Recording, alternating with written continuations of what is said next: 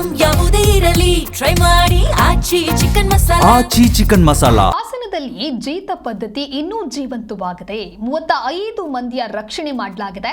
ಅಕ್ರಮವಾಗಿ ಬಂಧನದಲ್ಲಿದ್ದಂತ ಕೂಲಿ ಕಾರ್ಮಿಕರ ರಕ್ಷಣೆಯನ್ನು ಮಾಡುವಂತ ಕೆಲಸ ಆಗಿದೆ. ಹೈಸ್ಕೂಲ್ ಮೈದಾನದ ಕಟ್ಟಡ ಕಾಮಗಾರಿ ಮಾಡುವಂತ ಸಂದರ್ಭದಲ್ಲಿ ಪತ್ತೆ ಆಗಿದ್ದಾರೆ. ಕೆಲಸ ಮಾಡೋದಕ್ಕೆ ಬಂದಿದ್ದಂತ ವಿವಿಧ ಜಿಲ್ಲೆಯ ಕಾರ್ಮಿಕರು, ಆಂಧ್ರದ ವಿವಿಧ ಜಿಲ್ಲೆಯಿಂದ ಈ ಕಾರ್ಮಿಕರು ಇಲ್ಲಿ ಕೆಲಸಕ್ಕಾಗಿ ಬಂದಿರ್ತಾರೆ. ಸಮಾಜ ಕಲ್ಯಾಣ ಇಲಾಖೆ ಅಧಿಕಾರಿಗಳ ಕಾರ್ಯಾಚರಣೆಯಿಂದ ಗೊತ್ತಾಗಿದೆ. ಮಕ್ಕಳು ಸೇರಿದಂತೆ 35 ಜನರ ರಕ್ಷಣೆಯನ್ನ ಮಾಡಿದೆ ಸಮಾಜ ಕಲ್ಯಾಣ ಇಲಾಖೆಯ ಅಧಿಕಾರಿಗಳು.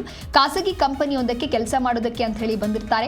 ಬೆಳಗ್ಗೆಯಿಂದ ಸಂಜೆವರೆಗೂ ಕೂಡ ದುಡಿದ್ರು ಕೇವಲ 250 ರೂಪಾಯಿ ಮಾತ್ರ ಕೂಲಿಯಾಗಿ ನೀಡ್ತಾ ಇದ್ರು. ಆಂಧ್ರ ಪ್ರದೇಶದ ವಿವಿಧ ಜಿಲ್ಲೆಯಿಂದ ಈ ಕೂಲಿ ಕಾರ್ಮಿಕರು ಇಲ್ಲಿ ಬಂದಿದ್ದಾರೆ.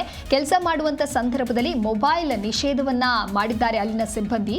ಪೊಲೀಸರು ಹಾಗೆ ಸಮಾಜ ಕಲ್ಯಾಣ ಇಲಾಖೆ ಅಧಿಕಾರಿಗಳು ಜಂಟಿ ಕಾರ್ಯಾಚರಣೆಯನ್ನ ನಡೆಸಿದ್ದಾರೆ. ಬೆಳಗ್ಗೆಯಿಂದ ರಾತ್ರಿವರೆಗೆ ಸರಿಯಾಗಿ ದುಡಿದ್ರೂ ಕೂಡ ಅಷ್ಟೊಂದೆಲ್ಲ ಕೆಲಸ ಮಾಡಿಸ್ಕೊಂಡು ಕೇವಲ 250 ರೂಪಾಯಿಯನ್ನ ಮಾತ್ರ ನೀಡ್ತಾ ಇದ್ದಾರೆ ಅನ್ನೋದು ಕೂಡ ತಿಳಿದು ಬಂದಿದೆ. ಒಟ್ಟಾರೆಯಾಗಿ ಅಕ್ರಮವಾಗಿ ಏನು ಬಂಧನದಲ್ಲಿದ್ರು ಅಂತಹ ಕೂಲಿ ಕಾರ್ಮಿಕರ ರಕ್ಷಣೆಯನ್ನ ಮಾಡಲಾಗಿದೆ.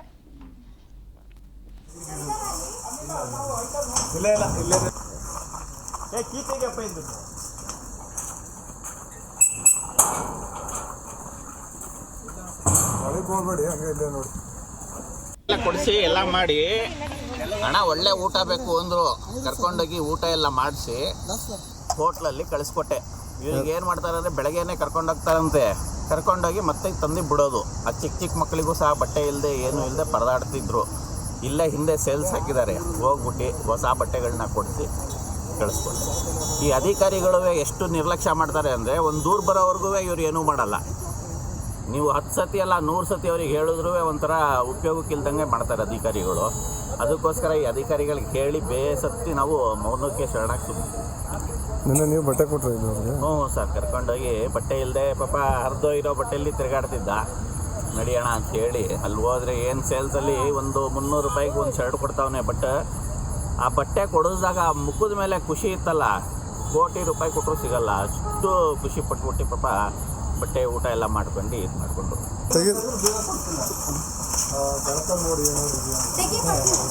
ಇದೇ ಥರ ಕೂಡ ಸರ್.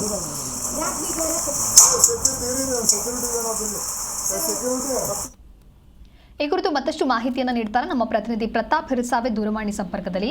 ಪ್ರತಾಪ್, ಜೀತ ಪದ್ಧತಿ ಕಾನೂನು ಬಾಹಿರ ಅಂತ ಗೊತ್ತಿದ್ರೂ ಕೂಡ ಕೆಲವೆಡೆ ಈ ರೀತಿಯಾಗಿ ಅಕ್ರಮವಾಗಿ ಬಂಧನದಲ್ಲಿಡುವಂತ ಕೆಲಸ ಆಗ್ತಾ ಇದೆ. ಸದ್ಯ ಅಧಿಕಾರಿಗಳಿಗೆ ಇಲ್ಲಿ ಜೀತ ಪದ್ಧತಿ ಕೂಲಿ ಕಾರ್ಮಿಕರಿಂದ ಕೆಲಸ ಮಾಡಿಸ್ಕೊಳ್ಳಾಗ್ತಾ ಇತ್ತು ಅನ್ನುವಂತ ಮಾಹಿತಿ ಹೇಗೆ ಸಿಕ್ತು, ಹೇಗೆ ರಕ್ಷಣೆ ಮಾಡಿದ್ದಾರೆ? ದಿವ್ಯ ಅಂತ ಹೇಳಿದ್ರೆ ಅಕ್ರಮವಾಗಿ ಜೀತಕ್ಕೆ ಇರಿಸಿಕೊಂಡಿದ್ದಂತಹ 35 ಮಂದಿಯನ್ನ ರಕ್ಷಣೆ ಮಾಡುವಂತಹ ಘಟನೆ ಹಾಸನ ನಗರದ ಹೈಸ್ಕೂಲ್ ಮೈದಾನ ಕಟ್ಟಡ ಕಾಮಗಾರಿ ನಡೀತಾ ಇತ್ತು. ಇದರಲ್ಲಿ ನಡೆದಿರುವಂತದ್ದು ಒಂದು 35ಕ್ಕೂ ಹೆಚ್ಚು ಕಾರ್ಮಿಕರು ಇಲ್ಲಿ ಅಕ್ರಮವಾಗಿ ಬಂಧನದಲ್ಲಿ ಇಟ್ಕೊಂಡು ಬೆಳಿಗ್ಗೆಯಿಂದನೂ ಸಂಜೆವರು ಕೂಡ ದುಡಿಸ್ಕೊಳ್ತಾ ಇದ್ರು. ಜೊತೆಗೆ ಅವರು ಕೂಡ ಫೋನ್ ಅನ್ನು ಕೂಡ ಯೂಸ್ ಮಾಡ್ಲಿಕ್ಕೆ ಕೂಡ ಬಿಡ್ತಾ ಇರ್ಲಿಲ್ಲ. ಒಂದ್ ಕಡೆ ಕೂಲಿ ಕಾರ್ಮಿಕರು ಏನಿದ್ದಾರೆ ಇವರು ಸ್ಥಳೀಯರೊಬ್ಬರಿಗೆ ಮಾಹಿತಿ ಸರಿಯಾಗಿ ನನಗೆ ಊಟ ಸಿಗ್ತಾ ಇಲ್ಲ, ಊಟ ಕೊಡಿಸಿ ನಾವು ಮಾತನ್ನ ಹೇಳಿರ್ತಾರೆ. ಆ ಸಂದರ್ಭದಲ್ಲಿ ಆ ಸ್ಥಳೀಯರು ಕೂಲಿ ಕಾರ್ಮಿಕರಿಂದ ಮಾಹಿತಿನ ಪಡ್ಕೊಳ್ತಾರೆ. ಹೇಗೆ ನೀವು ಯಾವ ಊರು ಏನು ಅಂತ ಹೇಳಿ ಮಾಹಿತಿಯನ್ನು ಪಡ್ಕೊಂಡ ಸಂದರ್ಭದಲ್ಲಿ ಆ ನಿಜ ಸ್ಥಿತಿ ಅಂದ್ರೆ ಜೀತಕ್ಕೆ ಇರಿಸ್ಕೊಂಡಿರುವಂತ ಸ್ಥಿತಿ ಗೊತ್ತಾಗುತ್ತೆ.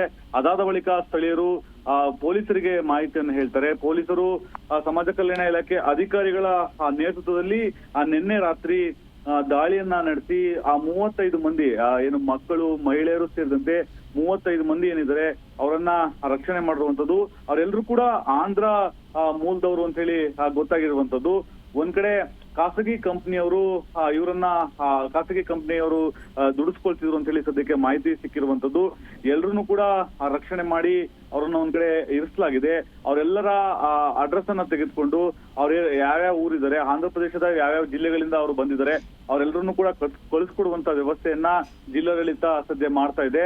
ಯಾರ ಅಕ್ರಮವಾಗಿ ಕೂಡಿಟ್ಕೊಂಡು ಬಂಧನದಲ್ಲಿ ಇರುವಂತಹ ಆ ವ್ಯಕ್ತಿಯ ಮೇಲೆ FIR ಅನ್ನ ಮಾಡಿ ಅವ್ರ ಮೇಲೆ ಸೂಕ್ತ ಕ್ರಮಕ್ಕೆ ಮುಂದಾಗಿರುವಂತದ್ದು.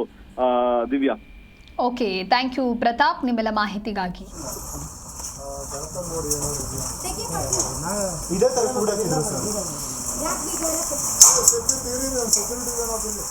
ಸೆಕ್ಯೂರಿಟಿ